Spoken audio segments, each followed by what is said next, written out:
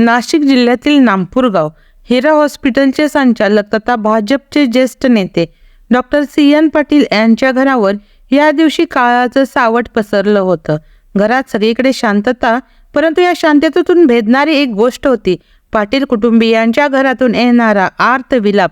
Doctor CN. Patil ज्यांनी कोरोनाच्या काळात अहोरात्र सेवाभाव दाखवला होता, ते स्वतः संकटात होते.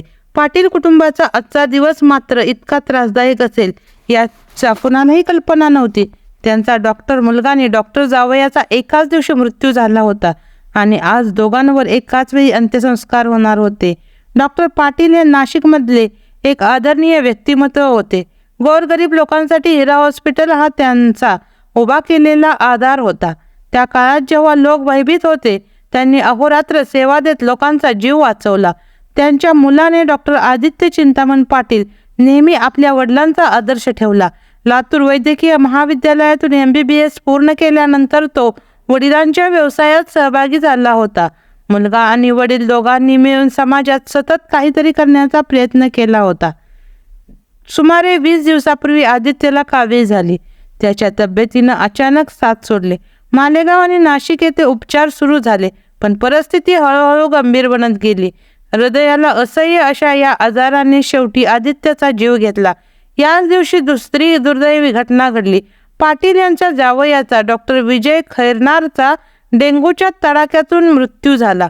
विजय निवृत्त वन अधिकारी वामनराव खैरनार यांचा चिरंजीव होता. काही दिवसापासून त्याच्यावर खाजगी रुग्णालयात उपचार सुरू होते, परंतु त्या रात्री त्याच्या प्रकृतीनेही साथ सोडली. पाटील कुटुंबियासाठी हा दुःखाचा डोंगर होता. एकाच घरात दोन लोंढी, एकाच दिवशी 2 अंत्यसंस्कार. गावात हळहळ व्यक्त होत होती. ज्या डॉक्टरांनी अहोरात्र सेवा केली, कोरोनातून लोकांना वाचवण्यासाठी स्वतःच्या जीवाचा विचार केला नाही, त्याच डॉक्टरांच्यावर अशी वेळ यावी. Doctor CN. पाटील आणि त्यांची पत्नी सुनीता आपल्या मुलाच्या आणि जावयाच्या मृतदेहाला अंतिम निरोप देताना पाहणं गावकऱ्यांच्या डोळ्यातलं पाणी थांबत नव्हतं.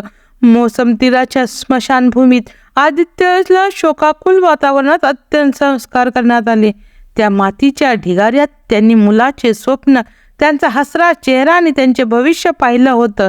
दुसरीकडे खैरनार कुटुंबियांसाठी विजय जाणं म्हणजे एक आदर्श डॉक्टर, एक जबाबदार मुलगा आणि एक उत्तम पती गमावणं होतं. हा दिवस गावातील साऱ्यांसाठी काळाकुट्ट होता. डॉक्टर पाटील यांनी समाजासाठी इतकं केलं होतं, आज त्यांच्यावर अशी दुर्दैवी वेळ येईल हे कुणीच विचार केलं नव्हतं. गावकऱ्यांनी त्यांच्या कुटुंबाला आधार दिला, पण या दुःखाचा भार किती काळ कोसळून राहील हे केवळ काळ सांगू शकतो. कथा आपल्याला भावली असल्यास आपल्या मनातील भावना व्यक्त करण्यासाठी नक्की कमेंट करा. ही कथा आपल्या मनात स्थान निर्माण करेल अशी अपेक्षा आहे, त्यामुळे आपल्या मित्रांसोबत शेअर करा.